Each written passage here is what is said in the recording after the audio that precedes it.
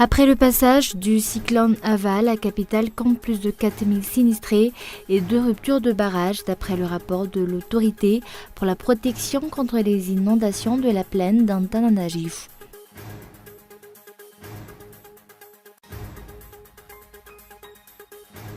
Au niveau du secteur de l'éducation, 2 élèves ont perdu la vie et de nombreux établissements scolaires ont été détruits après le passage du cyclone Ava. Un bilan assez lourd qui se répercute sur la reprise des cours. Pour de nombreux Cisco, les cours ne reprendront qu'à compter de jeudi prochain.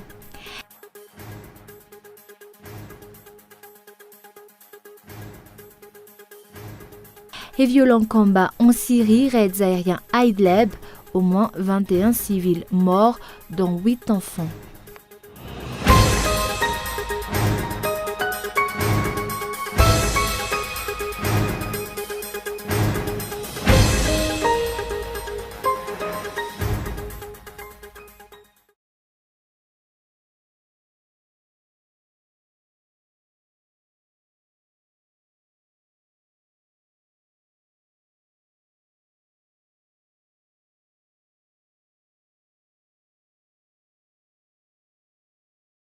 Bonjour à tous et bienvenue dans ce journal.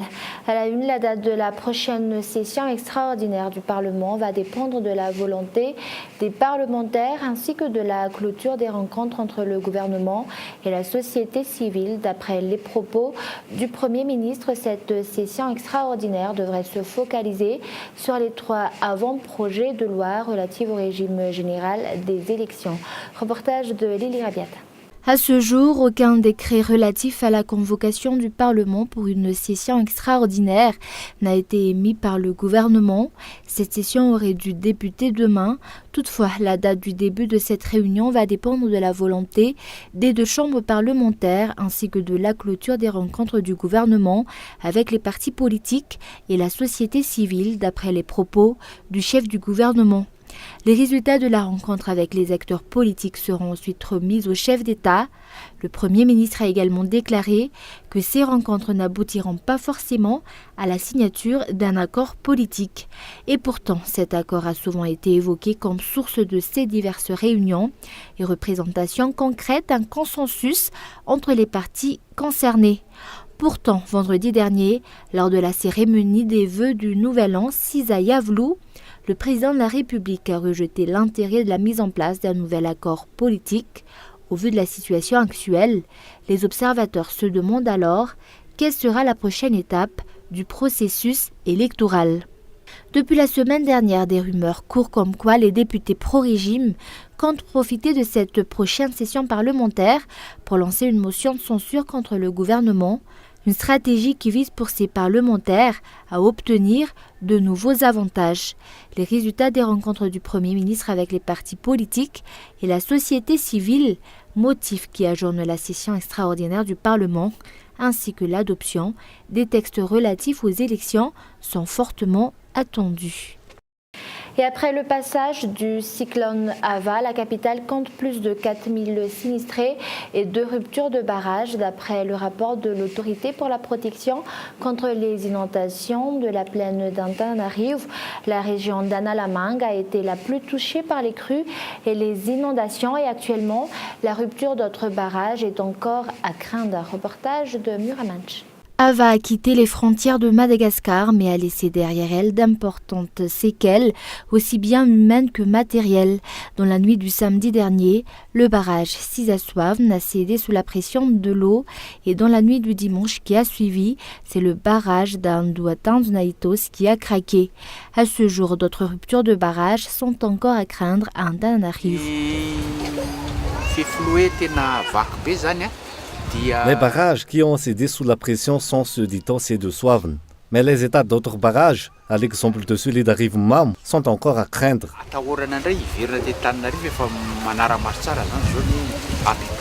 Au niveau de la commune d'Ampitatavk, 3 Fouktagnes ont recensé des sinistrés victimes d'inondations. Dans le Fouktan d'Akas, le recensement des sinistrés a débuté samedi dernier. Environ 1000 sans-abri ont été relevés. Voici le canal C3. Le problème de ce canal, c'est qu'il n'y a pas de digue sur les côtés Ce qui fait que dès que l'eau monte, c'est l'inondation assurée pour les maisons des environs. Dans la région d'Analamang, 4203 sinistrés ont été dénombrés, ce qui constitue en tout 1828 foyers. Jusqu'ici, un total de 1980 sinistrés dans le secteur d'Antananarive 1, 164 à Antananarive 2, 876 pour Antananarive 3, 900 pour Antananarive 4, 181 pour Antananarive 5 et 102 pour Antananarive 6 d'après le dernier bilan de la préfecture d'Antananarive. Outre les inondations, une partie de la population d'Antananarive a également été victime de glissements de terrain à la suite du passage de ce cyclone. De nombreuses maisons ont également été détruites, faute de conformité aux normes de construction, comme c'est le cas dans la commune d'Ampitatavk. Et toujours sur ce sujet, la coupure de nombreuses routes reliant la capitale à la partie sud de la Grande Île a été bloquée. Près de 400 taxibrousses en plein trajet. Ces routes sont devenues totalement impraticables à la suite du passage du cyclone Ava. Les hôtels situés dans les environs profitent de ce fait de cette situation pour réviser leurs tarifs à la hausse. Reportage. Les taxibrousses reliant la partie sud de Madagascar à la capitale sont en arrêt depuis ce matin. La coupure des routes dans ce secteur en est la cause. Et jusqu'à ce que les routes et ponts soient réhabilités, cette suspension sera maintenue d'après le président du comité collégial de la gestion du stationnement, Fassan Karan.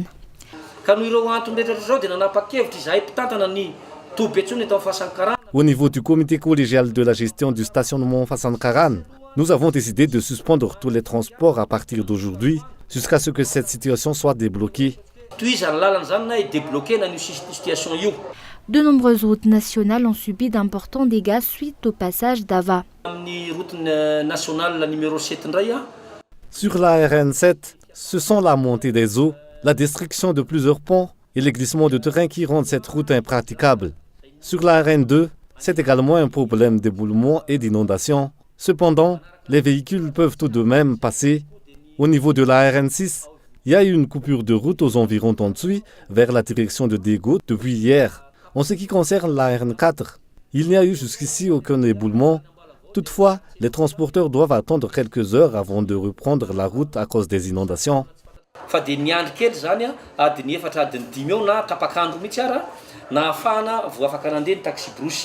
Près de 400 taxibrousses sont encore bloqués en cours de route d'après le bilan du comité collégial de la gestion du stationnement Fassan Karan. Les hôtels situés au bord de ces routes nationales profitent alors de l'augmentation de la demande pour revoir leurs tarifs à la hausse. Le prix du plat du riz atteint les 15 milliards, celui de la tasse du café ainsi que d'une baguette de pain est monté jusqu'à 2 milliards. Des mesures de la part du gouvernement sont fortement attendues. Et au niveau du secteur de l'éducation, 2 élèves ont perdu la vie et de nombreux établissements scolaires ont été détruits après le passage du cyclone Ava. Un bilan assez lourd qui se répercute sur la reprise des cours. Et pour de nombreux Cisco Malagas, les cours ne reprendront qu'à compter de jeudi prochain. Reportage de Miantarangianev. Le passage du cyclone Ava a également eu une répercussion importante au niveau de l'éducation. 2 élèves ont perdu la vie, dont l'un issu de la Cisco de Vangainjan, d'après le rapport du ministère de l'Éducation nationale. Ce cataclysme a engendré des ravages sur 19 Cisco. En tout, 151 établissements scolaires ont été détruits dans toute l'île. 128 salles de classe ont été totalement ravagées, 209 ont été détruites partiellement et 130 ont été décoiffées. D'autre part, 5 établissements scolaires ont été monopolisés pour abriter temporairement des sinistrés. La rentrée des classes a été repoussée dans plusieurs Cisco de la Grande Île. 17 029 élèves ont de ce fait vu leurs vacances être prolongées de quelques jours supplémentaires. Dans de nombreuses zones d'animation pédagogique, les cours ne reprendront qu'à partir de mercredi ou de jeudi prochain. Jusqu'ici, cet ajournement n'aura aucune répercussion sur le calendrier scolaire, toujours d'après le ministère concerné.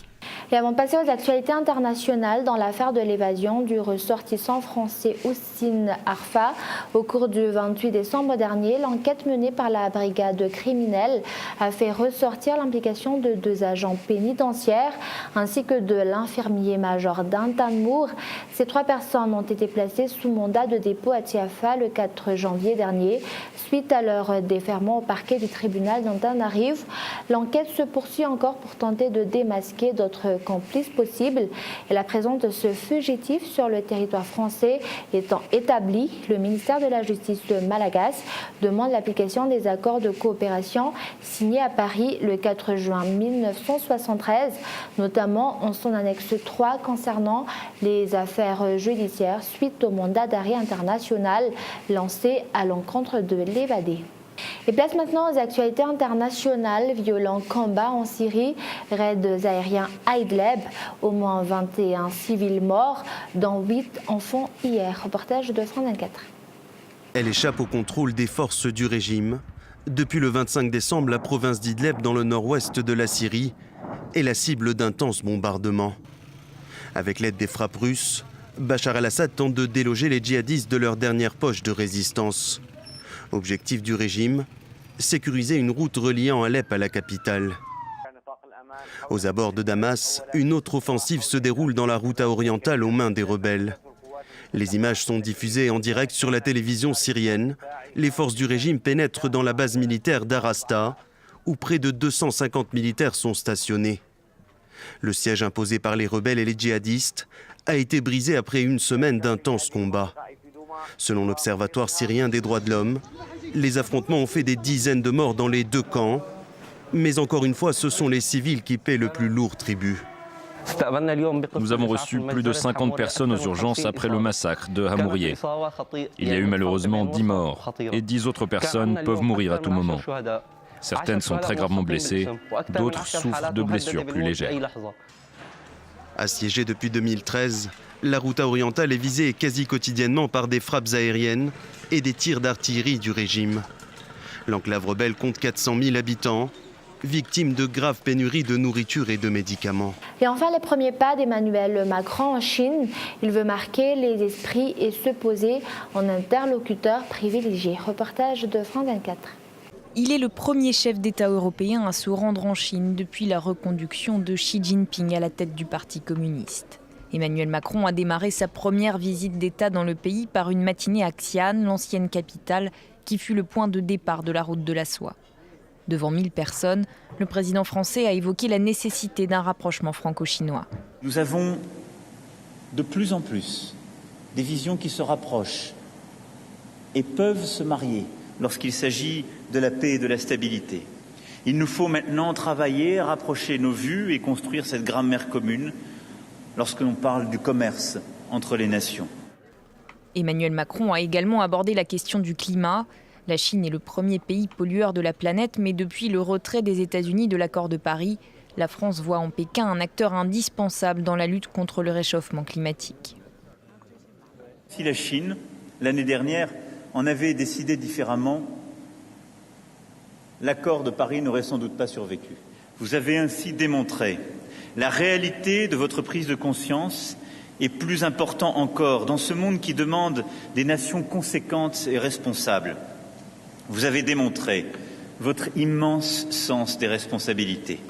Ce premier voyage en Asie marque une nouvelle étape pour la diplomatie française concentrée jusqu'ici sur l'Europe et l'Afrique. Emmanuel Macron veut faire de Xi Jinping son allié dans plusieurs domaines. L'environnement bien sûr, mais aussi l'antiterrorisme avec l'appui à la force du G5 Sahel, ainsi que le développement des énergies renouvelables en Afrique. Et avant de se quitter, je vous rappelle les grands points de ce journal. Après le passage du cyclone Nava, la capitale compte plus de 4000 sinistrés et de ruptures de barrages, d'après le rapport de l'autorité pour la protection contre les inondations de la plaine d'Antananarivo. La région d'Analamang a été la plus touchée par les crues et les inondations.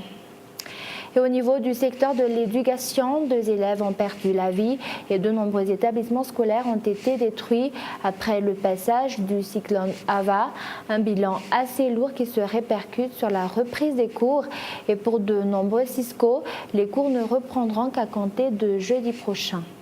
Et enfin, les violents combats en Syrie, raids aériens à Idlib, au moins 21 civils morts, dont 8 enfants. Et voilà, c'est la fin de ce journal. Merci de votre fidélité. Au revoir et bonne soirée à tous.